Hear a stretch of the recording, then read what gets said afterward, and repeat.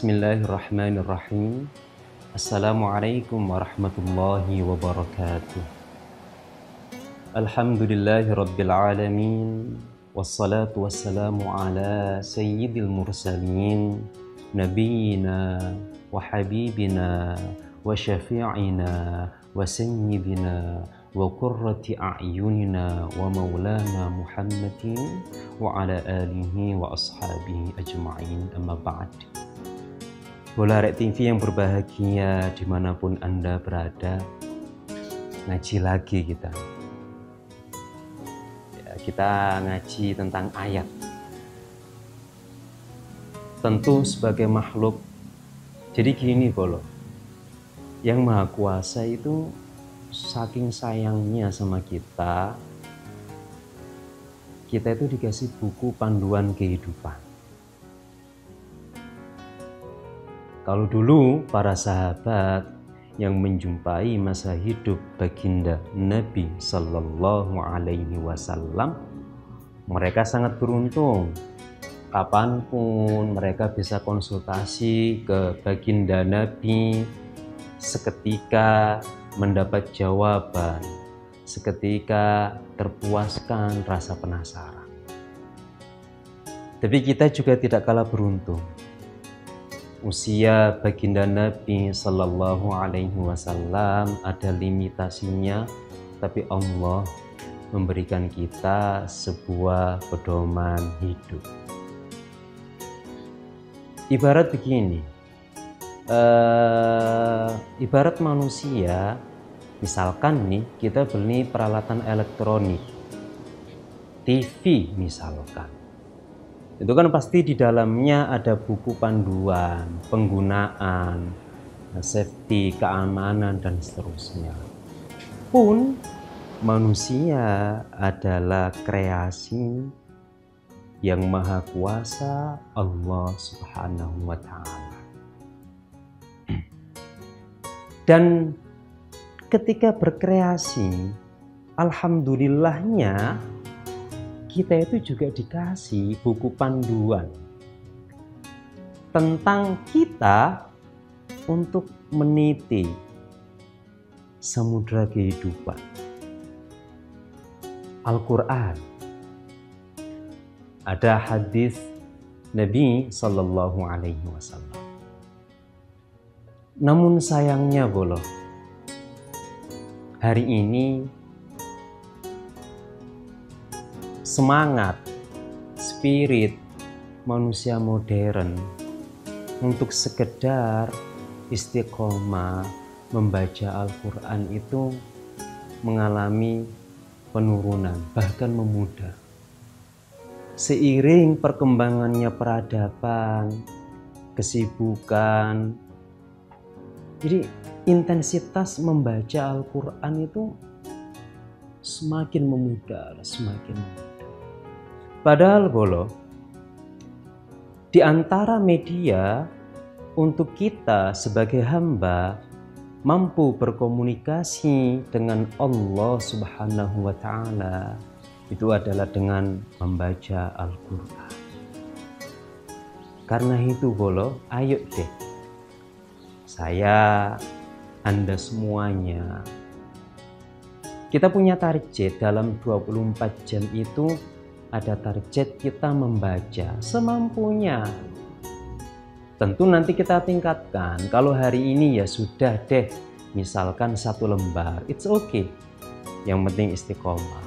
Yang penting istiqomah. Karena kalau kita berusaha berkomunikasi dengan Yang Maha Kuasa melalui media sholat, itu perjuangannya jauh lebih berat.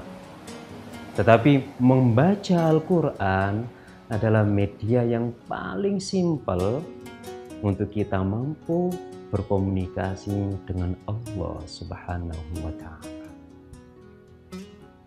Nah, kali ini kita sedang membuka ayat-ayat pedoman kita untuk mengarungi samudra kehidupan. Tentu sebagai manusia itu kan unik Bolo ya. Kalau malaikat itu potensi maksiat jelas tidak ada, karena tidak dianugerahi hawa nafsu sama Sang Pencipta. Kalau iblis, CS, itu justru potensi taatnya tidak ada, karena Allah sudah memberikan titah ar-rajim, ya, yang terkutuk, yaitu perannya iblis. Kebalikannya malaikat. Kalau malaikat potensi maksiat 0, kalau iblis potensi taat 0. Yang unik ini kita bolo. Kita itu potensi maksiat ada, potensi taat ada. Dan disitulah cara yang Maha Kuasa itu mengangkat level kita, mengangkat derajat kita di antara makhluk yang lain. Kalau malaikat tidak pernah maksiat sama sekali, tidak pernah durhaka sama sekali, wajar. Tapi kalau ada manusia dengan perangkat yang membawa dia berpotensi melakukan kemaksiatan, kok sanggup mengondisikan diri tidak terjerumus di situ, hebat. Makanya begini bolo, seseorang yang tengok-tengok nang jero masjid, tentu dia tidak akan mendapatkan pahala menghindari zina. Karena memang tidak ada momen dia harus berzina, kemudian dia menahan diri, lagi tengok-tengok nang masjid kok.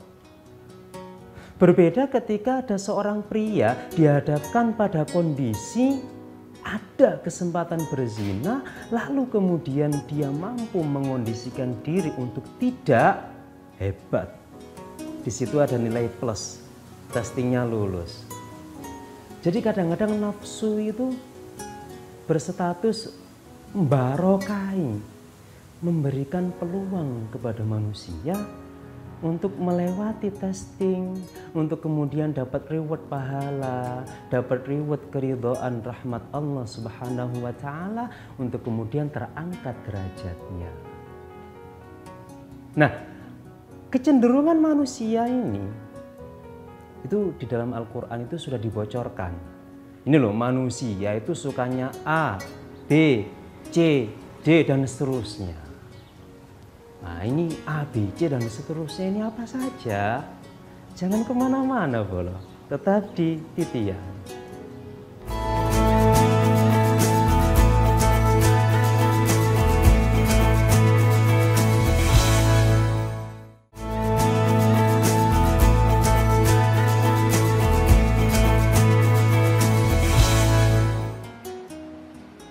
Jadi bolo, yang Maha Kuasa menganugerahkan nafsu kepada kita itu dalam kondisi tertentu malah justru barokai bolo.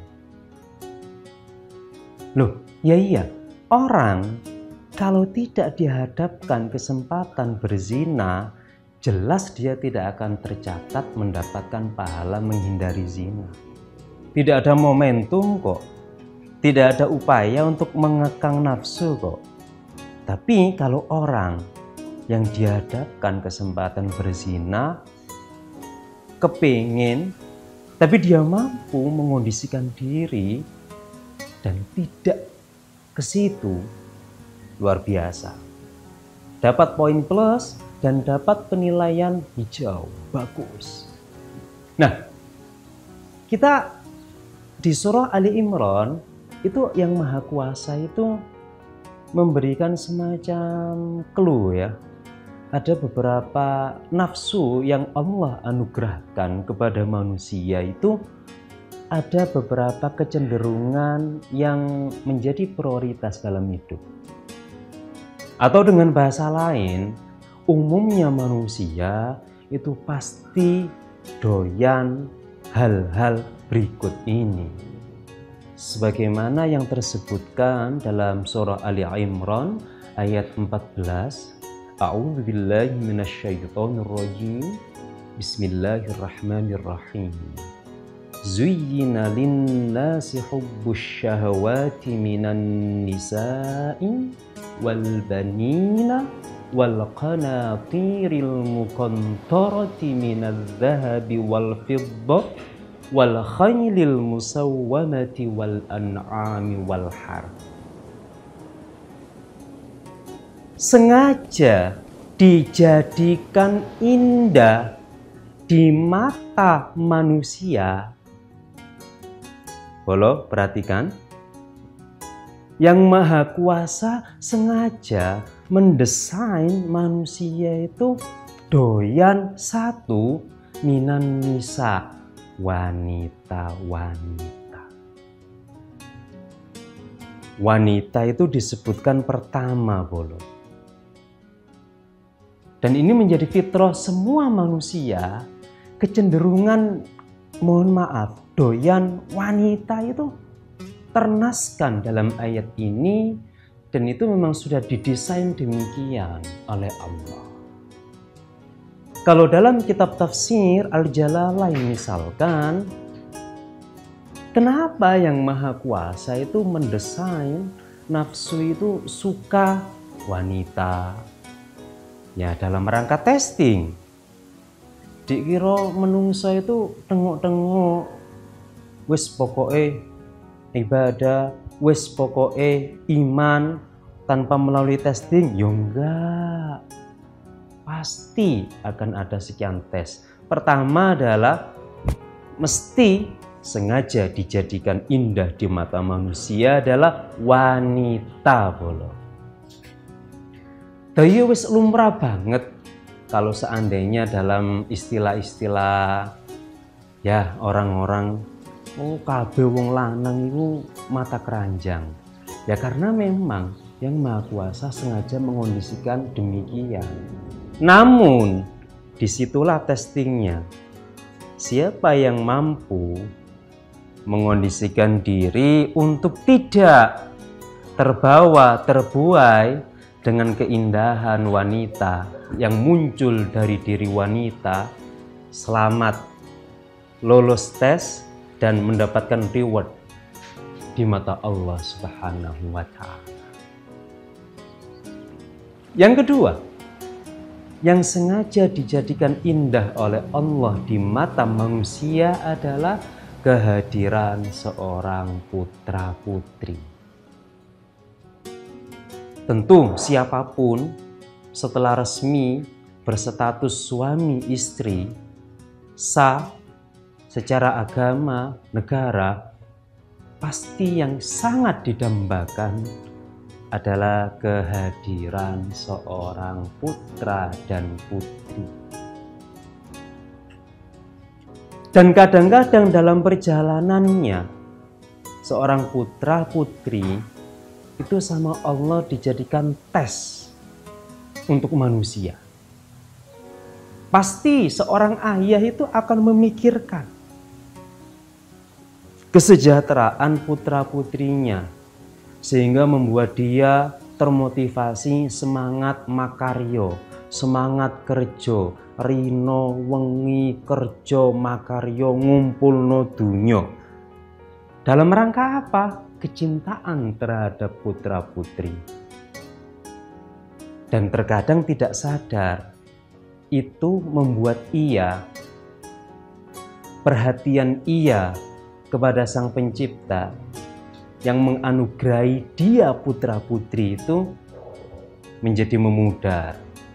Saking sibuke, akhirnya kemudian beberapa perintah terlewatkan, sengaja atau tidak.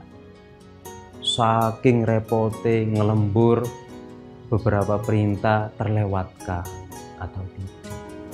Atau dalam beberapa kasus, mohon maaf, saking terhimpitnya sampai rela terjun dalam kubangan maksiat untuk mendapatkan kecukupan secara materi. Nah, ini kita harus berhasil mengondisikan diri untuk meskipun kita tersibukkan dengan kecintaan terhadap putra-putri, ya kita tentu tetap harus berimbang dengan kecintaan kita kepada yang menciptakan putra-putri kita. Yang berikutnya, ketiga, yang sengaja dijadikan indah oleh Allah di mata manusia adalah harta benda, wal qanatiril muqantarati minadz dzahabi wal fiddah. Harta benda yang banyak yang terdiri dari emas dan perak. Dari dulu sampai hari ini, emas itu tetap menarik untuk siapapun. Tetap menarik untuk dikumpulkan dan seterusnya. Ya silahkan mengumpulkan itu sebanyak mungkin, tapi tetap ada zakat di sana. Boleh kok kita mengumpulkan emas, perak, asalkan hak kewajiban kita kepada Yang Maha Kuasa terpenuhi, diantaranya tidak melalaikan kita kepada Allah, plus zakat-zakat itu kita dermakan secara reguler sesuai ketentuan syariah. Itu tiga dari boloyo, wanita, putra-putri, kemudian harta benda. Masih ada tiga bolo. Sabar, jangan kemana-mana, tetap di Titian.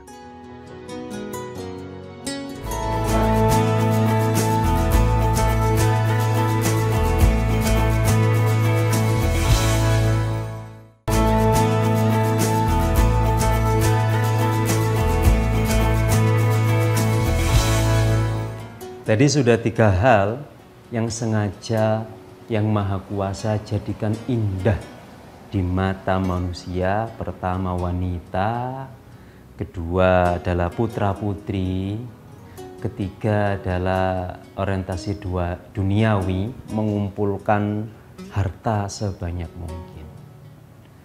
Yang berikutnya wal khailil musawwamati. Wal khailil musawwamati ini kalau diterjemahkan itu adalah kuda-kuda pilihan. Tentu saat Al-Quran diturunkan waktu itu kendaraan terbaik adalah kuda-kuda pilihan. Kalau konteks kekiniannya, maka al-khail al-musawwama itu kita bisa terjemahkan dengan supercar misalkan. Itu yang keempat, sesuatu yang sengaja Allah jadikan indah di mata manusia.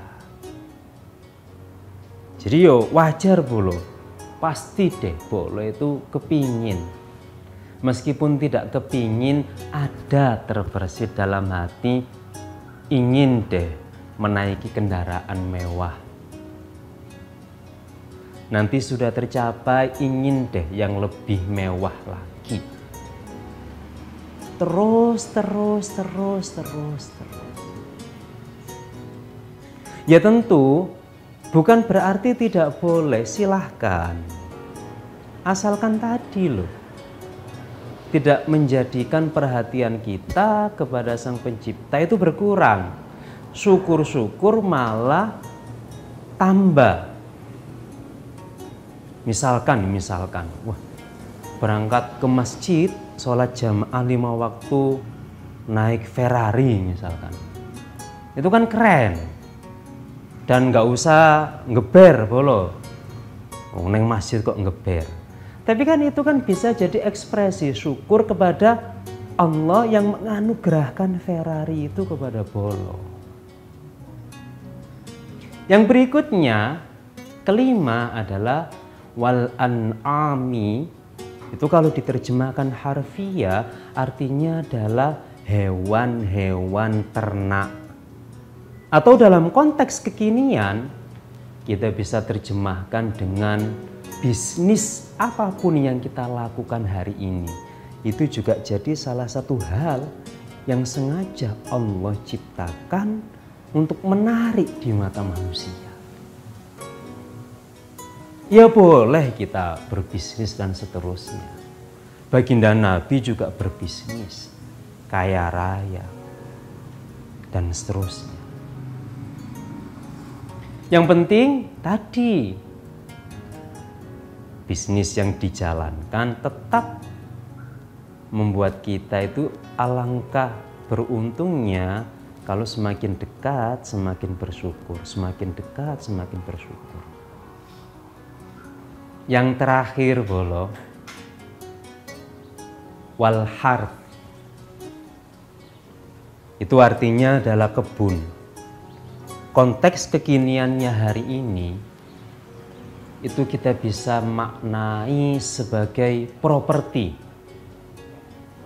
Ini kan sesuai gaya hidupnya orang modern ya. Ya punya bisnis, punya properti. Itu yang keenam. Sekarang kita urut lagi dari nomor 1. Yang sengaja Allah jadikan indah di mata manusia, 1 wanita.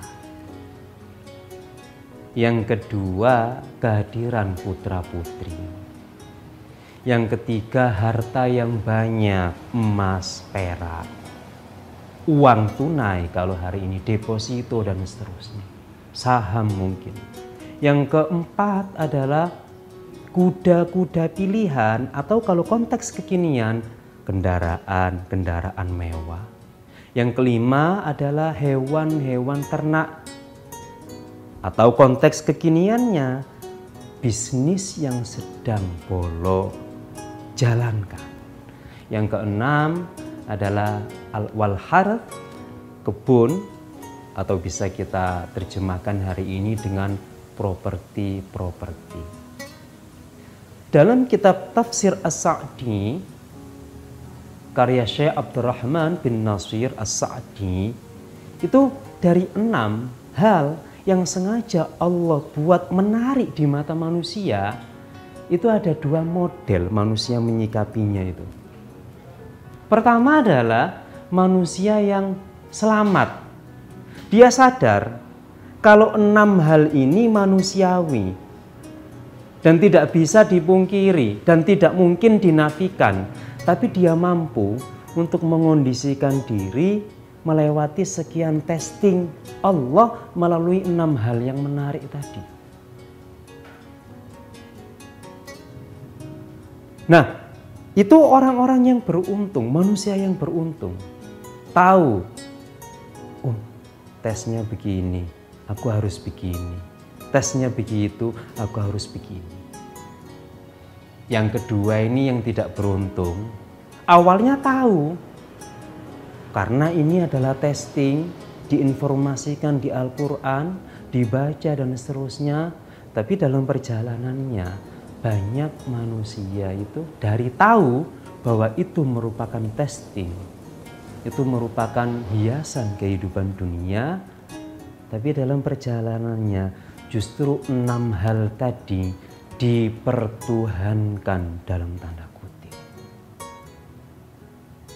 Semisal pertama, wanita.